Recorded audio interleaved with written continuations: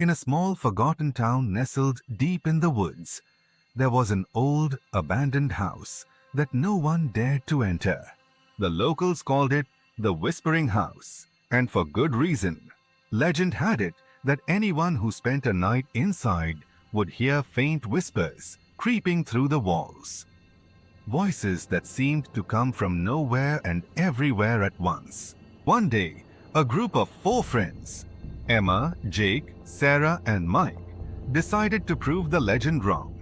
They were thrill seekers, always looking for their next adventure. Armed with flashlights and a camera, they entered the house at dusk, laughing and joking about the silly stories. As the sun set, the house grew darker, and the air became unnaturally cold. The friends set up their equipment in the living room, planning to document their night. At first, everything seemed normal, but as the clock struck midnight, the whispers began. At first, they were faint, like the rustling of leaves, but soon the whispers grew louder, more distinct.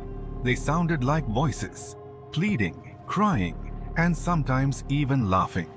The friends tried to brush it off, blaming the wind or their imaginations. But then, the whispers started calling their names. Emma, Jake, Sarah, Mike.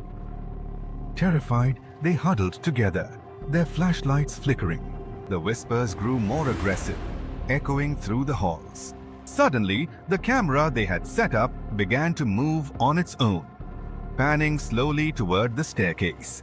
The screen showed a shadowy figure standing at the top of the stairs, its head tilted at an unnatural angle. Jake grabbed the camera and shouted, "Let's get out of here!" But as they turned to leave, the front door slammed shut. The whispers turned into screams, and the walls seemed to close in around them. One by one, the flashlights died, plunging them into darkness.